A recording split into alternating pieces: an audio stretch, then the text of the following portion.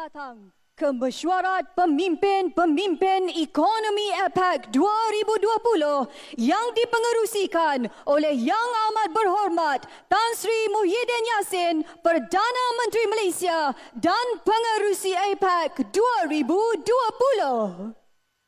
Selamat datang and welcome to the APEC Economic Leaders Meeting 2020, chaired by the Right Honourable Tan Sri Muhyiddin Yassin, Prime Minister of Malaysia and Chair of APEC 2020.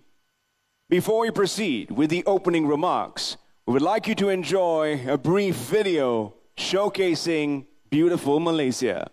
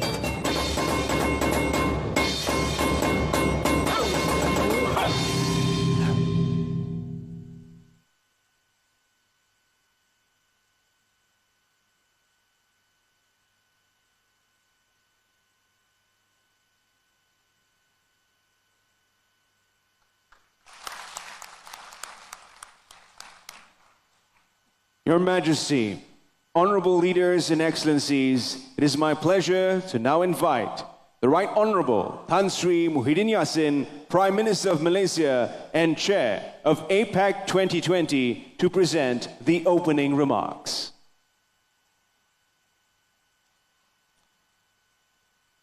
Assalamualaikum warahmatullahi wabarakatuh. Good morning, good afternoon, and good evening. Your Majesty, Excellencies, the APEC Economic Leaders. I would like to welcome everyone by wishing Selamat Datang to this first ever fully virtual APEC Economic Leaders Meeting, or AELM. As the Chair of APEC 2020, I'm indeed honored to host all of you, albeit virtually, at this meeting, which remains the annual pinnacle event for APEC. As member economies of APEC, all of us have benefited considerably from this premier regional forum. Our gains have spanned across trade, investment, facilitation, as well as economic and technical cooperation. APEC, in my view, is an incubator cum enabler, one that provides the right framework for implementing economic ideas on a voluntary, non-binding, and consensus basis. Due to this foundational philosophy behind APEC, member economies have often pursued new and novel concepts within this platform, even when there was reluctance and hesitation to do the same at other multilateral fora. Member economies have also been swift in embracing the tools offered by APEC in advancing the economic agenda within the region and subsequently furthering the prosperity of the people of Asia Pacific. Admittedly, the COVID-19 pandemic has had a lasting impact on the way we view trade and economic priorities within APEC. Today, as we work together as the region to mitigate the impact of COVID-19, the relevance of APEC has become even more pronounced. As we pursue regional solutions that help us to strike a delicate balance between our health priorities and economic needs, we are reminded not of our divergences, but our similarities, and of the fundamental fact that even in calamity, humanity will find a way. That said, we have to stand united in combating COVID-19. And it is therefore of utmost importance that people around the world have access to the vaccines and health technologies in an affordable, accessible, and equitable basis. As a grouping whose economies constitute about 60% of the global GDP, APEC assumed a central role in spearheading post-pandemic economic recovery. We need to trade and invest our way out of the current economic downturn. We must come together and work constructively towards navigating the region along a path of robust, inclusive, and sustainable economic recovery and growth. Your Majesty, Excellencies, APEC is now at a critical juncture. In 1994, we, the APEC member economies, agreed to the BOGO goals of free and open trade and investment in the Asia-Pacific by 2020. Since the BOGO goals were first articulated in 1994, total trade between APEC economies and the rest of the world has increased by more than fourfold. We now represent almost 50% of the total world trade. Reflecting the depth of our economic integration, more than two-thirds of the trade by APEC economies is with other APEC economies. A similar story emerges on the investment side as well. Since the year 2000, capital inflows into APEC economies have increased by two-thirds, and capital outflows have tripled. We now constitute half of the world's top 10 foreign direct investment or FDI recipients.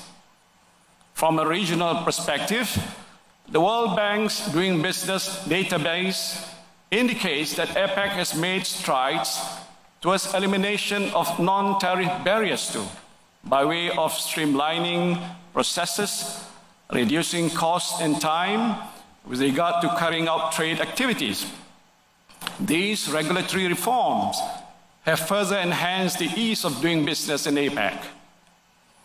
From a domestic perspective, Malaysia's involvement in APEC has continued to strengthen the growth of our businesses through intra-regional trade expansion, which in turn brings substantial progress to our economy. Through the expansion of trade, Malaysians are able to experience positive spillover effects in the form of job creation, knowledge transfer, and the strategic placements of our micro, small, and medium-sized enterprises in the global value chain. Today, Malaysia's trade with APEC member economies has increased by more than sevenfold in the past decade.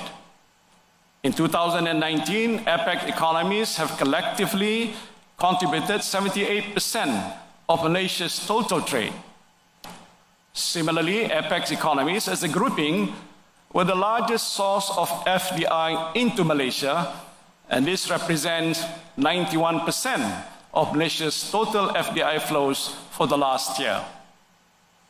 Your Majesty's Excellencies, moving forward, allow me to share my thoughts on three key priorities that all the APEC member economies could embrace. The first and most important priority is for us to reaffirm our support and commitment for the rules-based multilateral trading system. And this is essential for our businesses, as market stability and predictability are the central pillars which ensure that trade and investment continue to flow even during times of crisis. The second priority is to bolster the digital economy, given the pressing need to generate jobs and return our workers to the employment market. Innovations and digitalization are fundamental within this context, as these enablers not only facilitate our efforts to reinvigorate economic activities, but also to safeguard the health and well-being of our people. The third priority is inclusive economic growth. I must stress that economic recovery and subsequently growth should ensure that no one is left behind. Your Majesty, Excellencies, as the chair of APEC 2020, Malaysia is proud to carry the theme Optimizing Human Potential Towards a Resilient Future of Shared Prosperity. And this theme serves as a reminder for all of us that everything we do in APEC must eventually contribute towards the prosperity of our people. There's no denying that trade and investment has led to economic growth and greater wealth in the Asia-Pacific region. However, there is also a collective concern that not all segments of our societies have benefited from such wealth. The onus is on us as leaders to bring the distributive effects of trade and investment to all our people. In Malaysia's view, this can be achieved through shared prosperity. Shared prosperity is about mainstreaming economic development and center-staging prosperity to enable all members of society to participate effectively in economic activities and benefit from the resulting growth. And shared prosperity will also underscore APEC's focus on raising the living standards of all our people. Your Majesty, Excellencies, that concludes my opening remarks. Thank you, and I look forward to having a constructive meeting today. Thank you.